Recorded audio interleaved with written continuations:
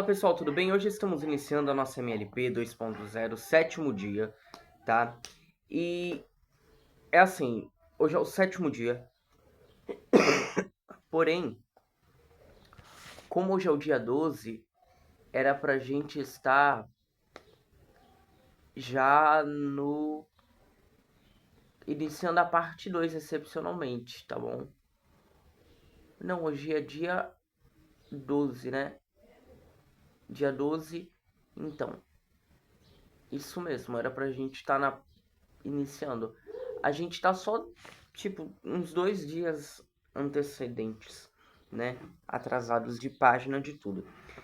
E hoje tá muito frio aqui, tá? 16 graus, uns 15, 16 graus. E assim, nós estamos no sétimo dia da nossa MLP. E antes do vídeo eu peço que você curta, se inscreva e compartilhe o nosso canal, tá bom? Para que possamos compartilhar e chegar a mais pessoas.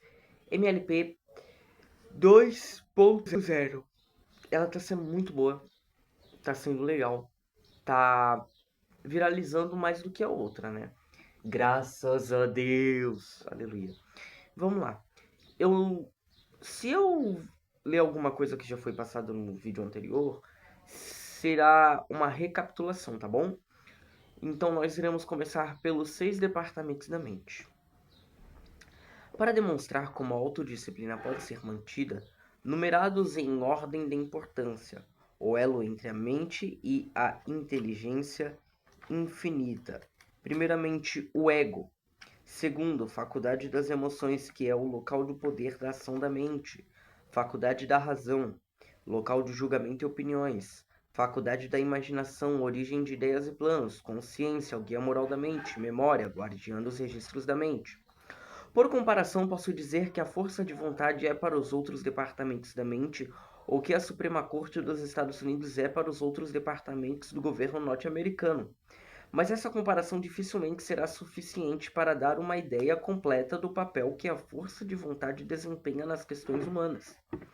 Professores de física têm uma questão capciosa, a qual se divertem muito e avaliam. A pergunta é: o que acontece quando o corpo imóvel entra em contato com a força irreversível? Como a gente já leu essa parte, a gente vai pular para a página 80. Ó, a gente vai pular para... Achei. A gente vai pular para a parte de análise, tá bom? Autodisciplina. Então, hoje nós vamos para a parte de análise. Foi uma recapitulação, tá bom? Que eu fiz agora para vocês, que foi os 6 departamentos da mente, para demonstrar como autodisciplina. Então, os 6 departamentos da mente são a faculdade da emoção, o ego, faculdade da razão, faculdade da imaginação, consciência e memória, tá bom, pessoal? Memória. Então, vamos lá. Análise autodisciplina. Anteriormente, apresentei uma perspectiva dos 6 departamentos da mente, sobre os quais se pode manter a autodisciplina. Os departamentos foram numerados na ordem que considero ser de sua importância relativa, embora seja difícil dizer qual é absolutamente o mais importante desses departamentos. Todos são necessários. O Sr. Carnegie enfatizou a força de vontade de maneira tão convincente que não teve escolha, senão dar a ela o primeiro lugar.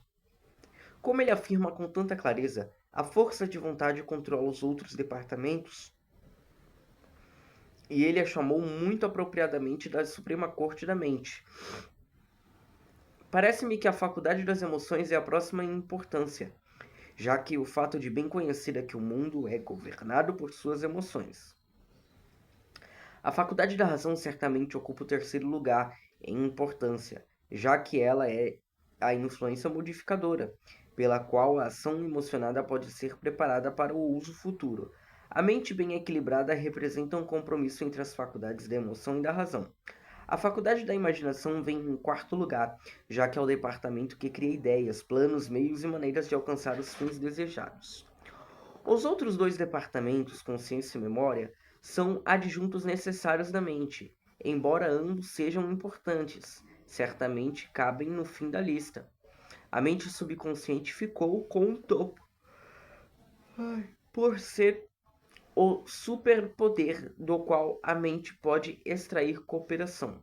Não foi incluída como parte das agências governantes da mente porque age de maneira independente e não é sujeita a nenhuma forma de disciplina, além da sugestão.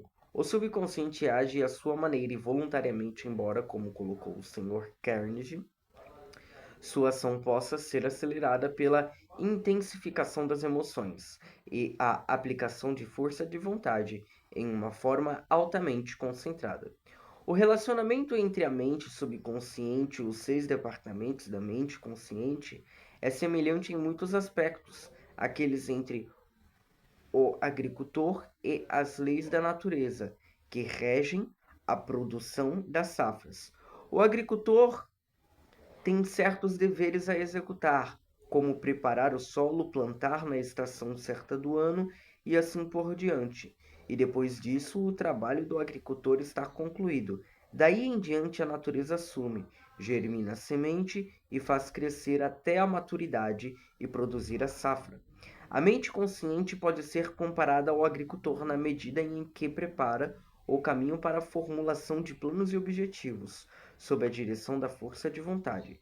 Se seu trabalho é feito de maneira apropriada e uma cena do qual sequer é criada, sendo a cena a semente do propósito que se deseja alcançar, o subconsciente assume a imagem e apresenta à mente consciente caminhos e meios práticos para alcançar esse alvo, tá bom? E diferente das leis da natureza que germinam sementes e produzem uma safra dentro de um período definido e pré-determinado, o subconsciente usa o tempo que quiser com as exceções estabelecidas.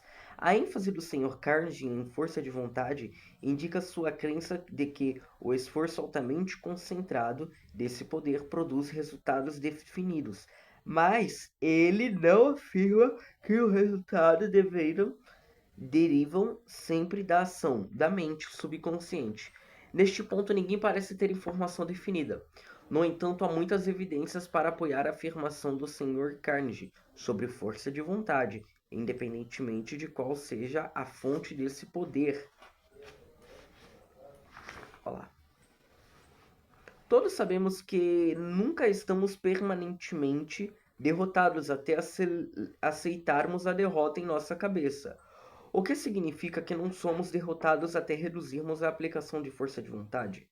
Em vendas, por exemplo, é sabido que o vendedor persistente em geral lidera a lista de resultados em vendas.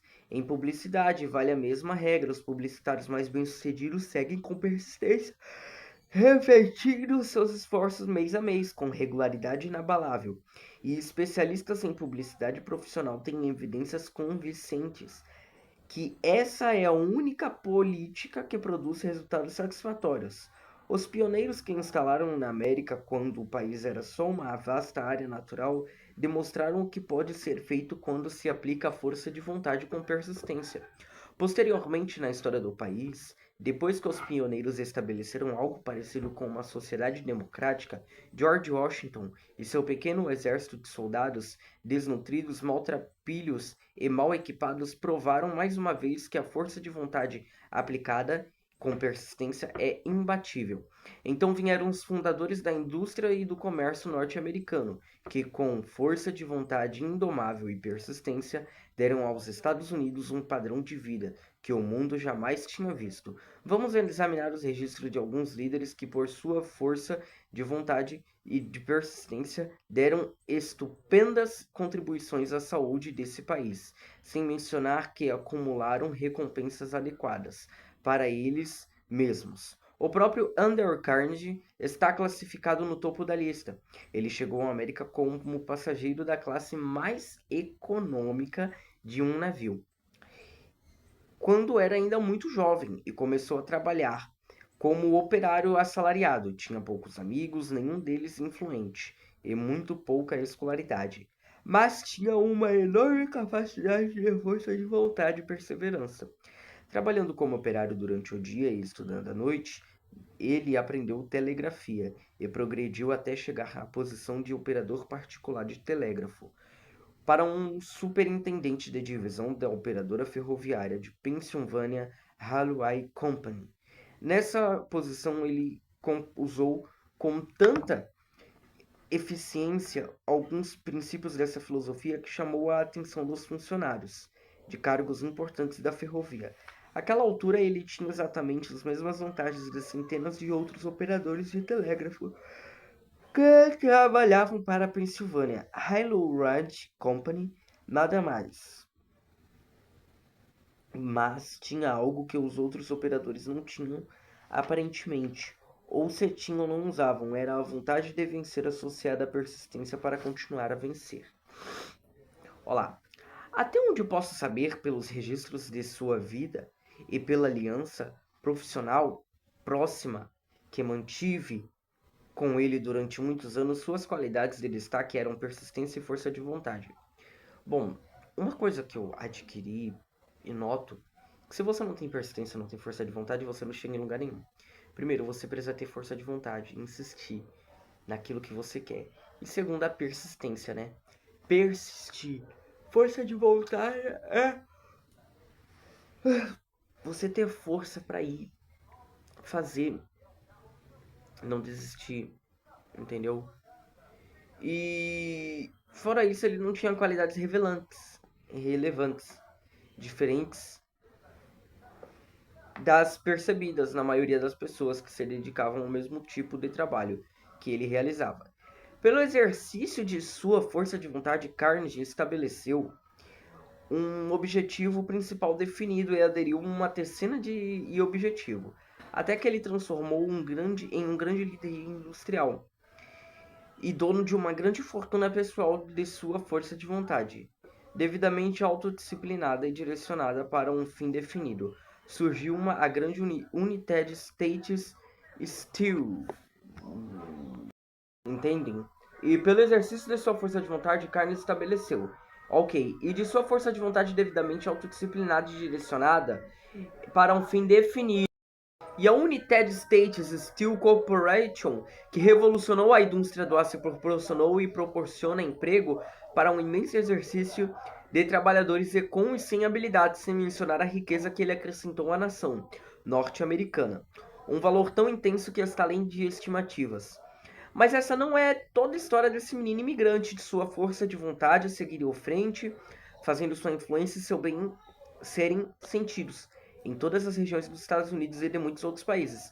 Embora ele tenha nos deixado por sua recompensa final, a fortuna material que ele acumulou foi devolvida ao povo na forma de instituições educacionais, parte dela por meio de doações e bibliotecas públicas, mas a maior parte dela para usar as palavras dele mesmo.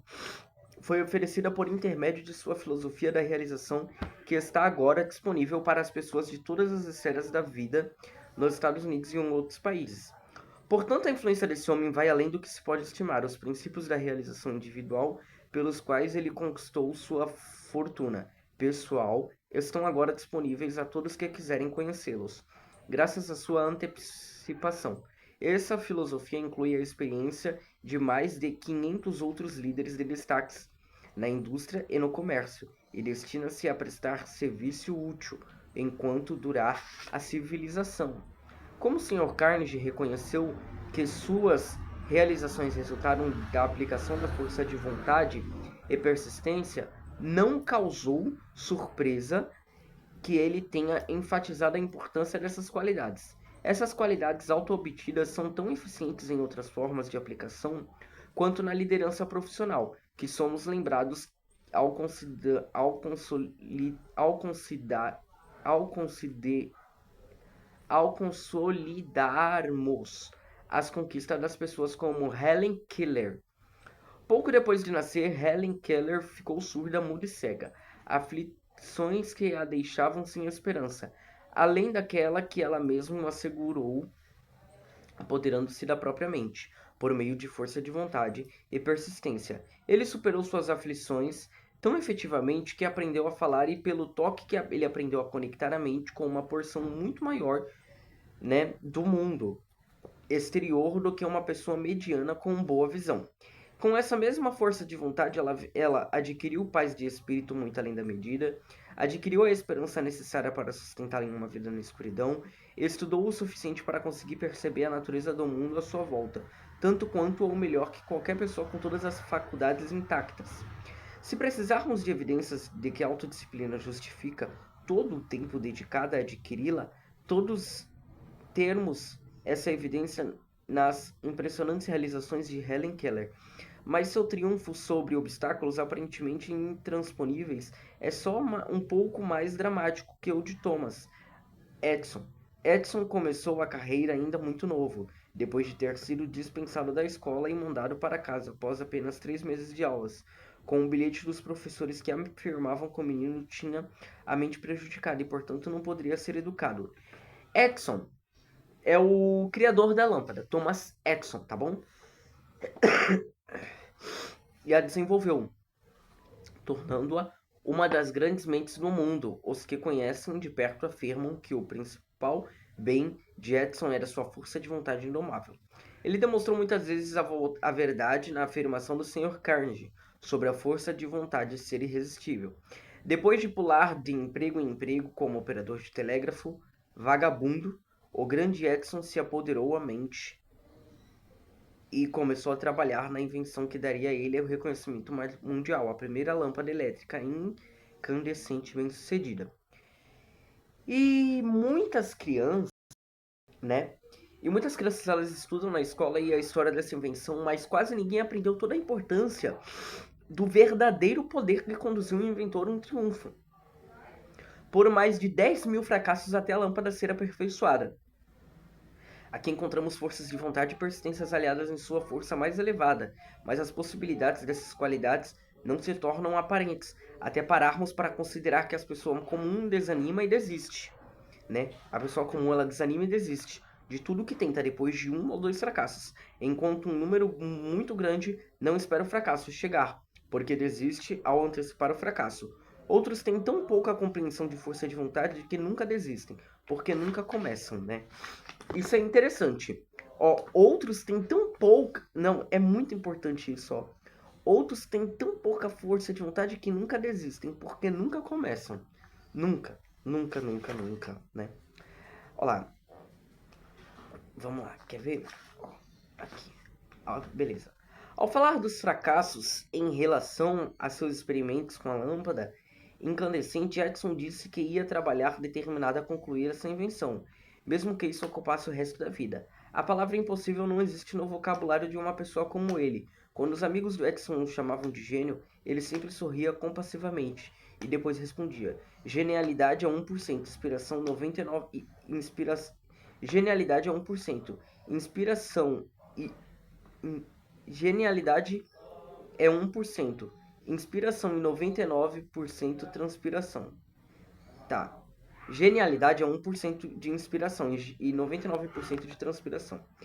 E isso não era apenas modestia. Ele acreditava que cada palavra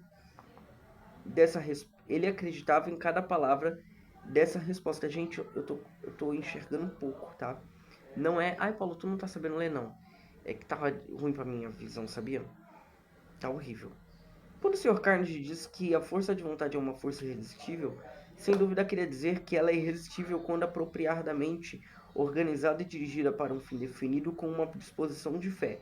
Obviamente, essa definição enfatiza 3 princípios dessa filosofia.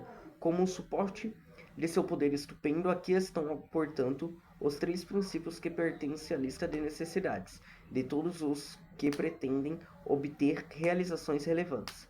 A evidência dessa definição de genialidade pode ser encontrada aos registros de qualquer pessoa que conquista sucesso notável. Por mais que tentemos, não podemos evitar a conclusão de que o nível de sucesso de um indivíduo é diretamente proporcional ao grau que ele organiza e aplica de maneira mais inteligente.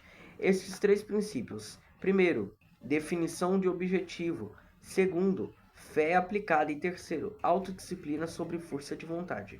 O domínio sobre esses 3 princípios só pode ser conquistado de um jeito: é pela aplicação constante desses princípios. A força de vontade só responde a motivo perseguido de forma persistente. Ele se torna forte exatamente como um músculo se fortalece pelo uso sistemático. A mesma lei que desenvolve um músculo forte também desenvolve a força de vontade. E essa foi a nossa MLP de hoje, tá bom? Nós iremos continuar, né? Ó, no 7º dia, tá? Nós vamos, continuar ela amanhã, tá bom? E é isso, pessoal. Amanhã temos mais MLP 2.0 Dinamite Mental aqui. Me desculpem mais uma vez pela forma de leitura. Eu tô insistindo no que eu acredito, insistindo no que eu gosto, no que eu boto fé, tá bom? Muitas pessoas podem criticar, podem rir, pode até falar que eu tô lendo tudo errado. Mas só eu sei o que eu estou fazendo. Só eu sei como eu estou fazendo. Tá bom? É isso, pessoal. Tchau, até amanhã.